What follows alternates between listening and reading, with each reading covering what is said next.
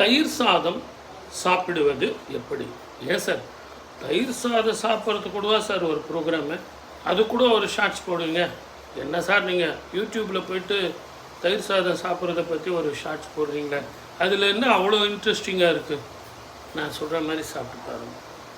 அதுக்கப்புறம் அது எவ்வளோ இன்ட்ரெஸ்டாக இருக்குதுன்னு சொல்லிட்டு நீங்கள் எல்லோரும் கமெண்ட்டில் சொல்லுங்கள். நான் சொல்கிறது உண்மையாக பொய்யாங்கிறது உங்களுக்கே தெரியும். பொதுவாக தயிர் சாதம் நம்ம தயிர் கட்டி கட்டியாக போட்டு தயிர் சாப்பிட்றது, தயிர் சாதம் பிசைஞ்சு சாப்பிட்றது அது வேறு சுவை.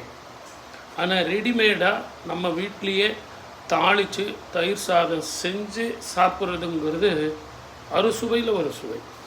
அந்த தயிர் சாதத்துக்கு ஈடு இணையே வேறு எதுவும் கிடையாது.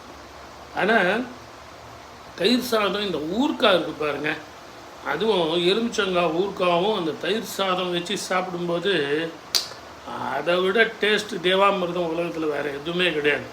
அதுவும் காரமாக குழம்பு, சாம்பார், ரசம் இதெல்லாம் சாப்பிட்ட பிறகு நல்ல ஜம்முன்னு ஸ்வீட்டாக தயிர் சாதம் ரெடிமேடாக செஞ்சு நம்ம வீட்லேயே தாளித்து கொடுப்பாங்க. அதையும் வச்சுக்கிட்டு எலுமிச்சங்காய் ஊறுகாயை வச்சுக்கிட்டு நல்ல அந்த எலுமிச்சம்பழம் ஊறுகாயும் அந்த தயிர் சாதமும் ஜம்முன்னு சாப்பிடணும். ஆனால் முத்தாய்ப்பாக இது என்ன பண்ணால் ரொம்ப தெளிவாக இருக்கும் அப்படிங்கிறது இந்த நிகழ்ச்சியினுடைய ஹைலைட்டு. எப்பவுமே அந்த தயிர் சாதம் ஊறுகாய் இப்போ நான் சொல்லும்போதே உங்கள் வாயெல்லாம் ஊறணும் அப்படின்னா, நான் சொன்ன மாதிரி சாப்பிட்டீங்கன்னா என்னையும் மறக்க மாட்டீங்க, அந்த தயிர் சாதம் எலுமிச்சங்காய் ஊறுகாவையும் மறக்க மாட்டீங்க. எப்படி சாப்பிட்ணுன்னா நல்ல பொறுமையாக நிதானமாக எந்த ஒரு சிந்தனையும் இல்லாமல் அந்த தயிர் சாதம் ஊறுகாயை சாப்பிட்டுட்டு கடைசியில் முடிக்கும்போது அந்த எலுமிச்சம் தோல் இருக்கும் இல்லைங்களா, அதை கொஞ்சம் விட்டுடணும், பாதி விட்டுடணும். அந்த தயிர் சாதமும் மீதி இருக்கிற எலுமிச்சங்காய் ஊறுகாயை சாப்பிட்டுட்டு தண்ணி குடிச்சிடுங்க. தண்ணி குடித்த பிறகு இந்த எலுமிச்சங்காய் இருக்குது இல்லைங்களா, அந்த தோல் இருக்குது இல்லைங்களா, அதை வாயில் போட்டுக்கிட்டு போய் கழுவி பாருங்கள், கையை கழுவி பாருங்கள். அவ்வளவு டேஸ்ட்டாக இருக்கும், அவ்வளவு ஸ்வீட்டாக இருக்கும்.